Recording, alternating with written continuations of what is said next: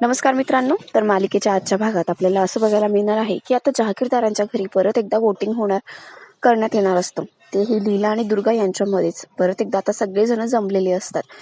दुर्गा लीलाला म्हणत असते, तुला टाइमपास करायची फार हौस आहे ना. एकदा मतदान झालंय, सगळ्यांची मतं कळली घरातल्यांची, तरी सुद्धा तू असं वागतेस.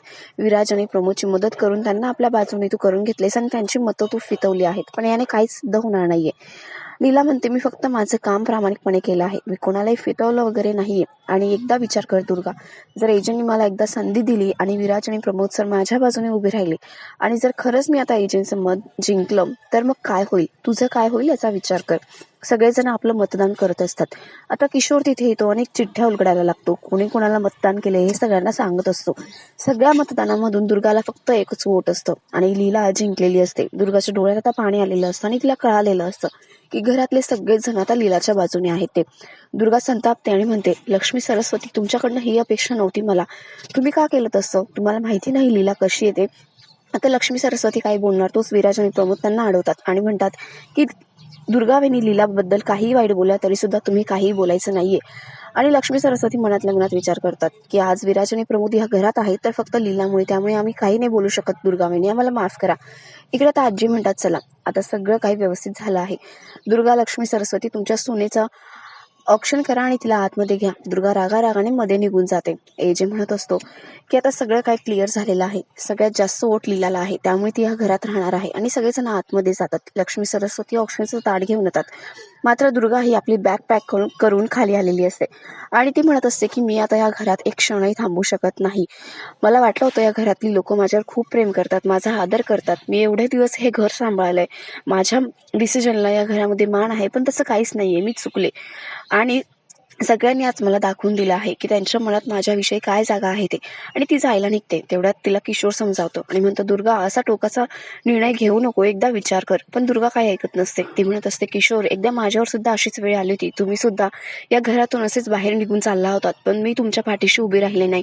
मी या घराचा विचार केला, या घरातल्यांना सांभाळण्याचा, या घराचा एवढा मोठा डोलारा पसारा सांभाळण्याचा मी विचार केला आणि मी तुमच्यासोबत आले नाही. पण यामुळे आपलं नातं खराब झालं, तुमच्यासोबतचा माझा संसार सुखाने झाला नाही आणि या सगळ्यांमध्ये मी माझ्या घराला चूज केलं होतं. पण आता काय झालं, या घरातल्यांनीच मला वोट दिलेलं नाहीये, असं ती सांगत असते. आणि ती म्हणत असते की किशोर, यावेळेला मी तुमच्यावर जबरदस्ती करणार नाही, तुम्ही सुद्धा तुमचा निर्णय सर्वस्वी घेऊ शकतात आणि त्या निर्णयाचा मी आदरच करेन. तुम्ही ठरवू शकतात की तुम्हाला माझ्याबरोबर यायचंय की इथेच राहायचंय ते. आता लीला पुढे येते आणि म्हणते, दुर्गा काय झालंय तुला, अशी का वागतेस तू? तुला कळत नाहीये का की मी या घरात आले म्हणजे तू या घरातून बाहेर जायचं असा त्याचा अर्थ होत नाहीये. मुळात हा मुद्दा तूच काढला होता की एकतर या घरात तू राहशील किंवा मी राहील.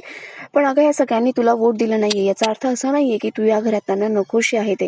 आणि दुर्गा, एवढे दिवस तू घर सांभाळते ना, तुला एक गोष्ट कळत नाही का गं?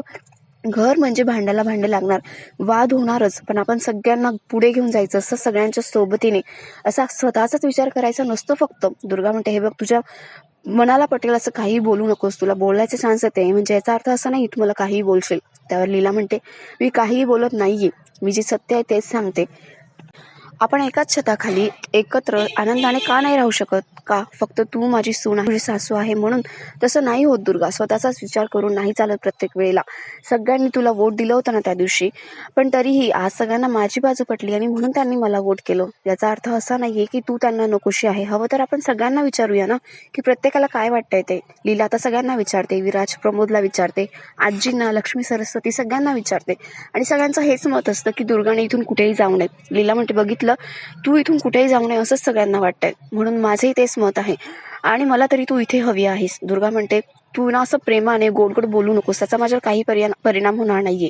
लीला म्हणते, छे गोड गोड तर मी अजिबात बोलणार नाहीये, कारण गोड बोलण्यासाठी सुनाही तशा असायला हव्यात ना. आणि ती सगळ्या सुनांना आता ठणकावून सांगत असते. दुर्गाला सुद्धा म्हणत असते, दुर्गा, ठरले आता, तू इथून कुठेही जायचं नाहीये आणि ही तुझ्या सासूची ऑर्डर आहे असं समज. आता एजी पुढे येतो आणि तो आपलं मत मांडत असतो आणि म्हणत असतो, दुर्गा, तुला हे सगळं करण्याची खरंच काही गरज नाहीये. टोकाचा निर्णय घेण्याआधी ना स्वतः एकदा विचार कर. आणि हो, हे मतदान वगैरे मला पहिलेही आवडलं नव्हतं आणि आत्ताही आवडलेलं नाहीये, पण फक्त तुमचा हट्ट होता म्हणून मी हे सगळं केलं आहे. आजही जे मतदान झालं ना, ते लीला या घरात यावी की नको यावी ह्यासाठी झालंय, तू या घरातून बाहेर पडावी यासाठी झालेलं नाहीच आहे. लीलाचंही तेच म्हणणं असतं, तीही हेच म्हणत असते की मी जर या घरात सगळ्यांना एवढीच नकोशी असते तर आज मला कोणी वोटिंग केलंच नसतं. आणि तुला ही गोष्ट का कळत नाहीये? तुला काय प्रॉब्लेम आहे माझ्याशी मला हेच कळत नाहीये. अगं एजंटना जर मी त्यांच्या आयुष्यात एवढीच नको हवी असते तर ते आज मला घ्यायला आलेच नसते ना. आज ते स्वतःहून मला घ्यायला आलेले आहेत. मी माझ्या घरची श्रीमंत नाहीये, माझ्या माहेरचे लोक श्रीमंत नाहीये. याला मी काय करू? तो माझा प्रॉब्लेम नाहीये. आणि तू ही गोष्ट समजून घे. मी नसेलही तुझ्या एवढी हुशार, पण तो माझा प्रॉब्लेम नाही ना दुर्गा, तो तुझा प्रॉब्लेम आहे. या घरातल्या लोकांना मी हवी आहे इथे आणि म्हणूनच आज मी इथे आहे. आणि प्रत्येकाने प्रत्येक वेळेला सिरियस होऊनच वागावं असं काही नसतं ना. हसत खेळतही आपण वागू शकतो. आणि एजंटना माझा प्रॉब्लेम आहे की नाही, त्यांना माझ्यासोबत राहायचं नाही आहे की नाही हे त्यांना ठरवू दे, तू नको ठरवूस ना. एजंटचं सुद्धा तेच म्हणणं असतं. एजंट म्हणतात मी मान्य करतो लीलाने त्या दिवशी चूक केली, तिने यशसोबत असं करायला नको हवं होतं. तुझा राग तिच्यावर असणं साहजिक आहे दुर्गा, पण तिने जे काय केले ना ते यश आणि रेवतीच्या सुखासाठीच केले. त्यांचं एकमेकांवर प्रेम आहे. ती अनेकदा आपल्याला हे ओरडून ओरडून सांगत होती, पण कोणीही आपण तिचं ऐकलं नाही. तिच्याकडे शेवटचा ऑप्शन उरला होता आणि म्हणून हे सगळं तिने केलंय. आणि म्हणूनच मी तिच्यावर रागवलो नाहीये, कारण तिने जे काय केलं ते बरोबर केलं आहे असं मला वाटतंय. आणि हो, तू आता तुझी भूमिका स्वतः एकदा विचार कर आणि मागे घे असं मला वाटतंय. आजी म्हणतात हे बघा बाळांनो, आता सगळं काही व्यवस्थित झालं आहे. तुम्ही सगळे मला हवे आहात, तुम्ही सगळेजण माझीच मुलं आहात. कोणी इथून कुठे जायची गरज नाहीये. लीला सुद्धा म्हणते हो, ही तुमची सासूची ऑर्डर आहे. दुर्गा तू इथून कुठेही जायचं नाहीये. आजी म्हणतात चला सगळ्यांनी आपापल्या रूम मध्ये जा. दुर्गा आता मनातल्या मनात विचार करते की लीलाला मी हे घर असं उद्ध्वस्त करू देणार नाहीये. तिला अजूनही असं वाटतं की लीला या घरात आली म्हणजे या घराचे 3 तेरा वाजवून ठेवेल, पण तसं काही नसतं. सगळेजण आपापल्या रूम मध्ये जातात. फायनली आजी आणि लीला एकमेकांना मिठी मारतात. आजींना खूप आनंद झालेला असतो. त्या म्हणत असतात लीला माझा जीव आता भांड्यात पडला, तू आलीस ना आता. लीला म्हणते आजी मी येणारच होते, कारण मी आता पहिली लीला राहिलेली नाहीये जी घाबरत होती, नेहमी सगळ्यांना घाबरून राहत होती. कारण मी आता, आजी म्हणतात हो बाई मला माहिती, तू आता अपग्रेडेड व्हर्जन लीला आहेस ते. आणि दोघी जणी हसायला लागतात. इकडे विक्रांत बाहेर येण्याच्या तयारीत असतो. किशोरने त्याला बाहेर काढण्याचा प्लॅन केलेला असतो. तो आता रेडी होत असतो आणि बाहेर येण्याचा विचार करत असतो आणि म्हणत असतो ए जे लीला मी नसताना तुम्ही खूप मनमानी केली, पण आता माझी बाहेर येण्याची वेळ झाली आहे. आता तुमची कशी वाट लावतो तेच बघा. आता रात्रीची वेळ झालेली असते. लीला एजंटसाठी पाण्याचा ग्लास तयार करून ठेवत असते आणि विचार करत असते की आता सगळं काही छान झालं आहे. मी ऑफिसमध्ये इमानदारीने काम केलं, एजंटच्या मनावर माझी छाप पडली आहे आणि हळूहळू त्यांना माझी भूमिका कळायला लागली आहे. मी किती चांगली आहे हे त्यांना कळायला लागलं आहे आणि ते माझा आता आदरही करतात. एजंटच्या मनात खरंच आता माझ्यासाठी एक जागा निर्माण झालेली आहे. आता सगळं काही छान होणार आहे. ते माझ्याशी आता चांगलं वागतील, चांगलं बोलतील आणि मग मग काय, हळूहळू एजे लीलाच्या प्रेमात पडणार. आणि असं बोलून ती हसत असते. मनातल्याच मनात खूप खुश झालेली असते. आणि आपला आजचा हा भाग इथेच संपतो.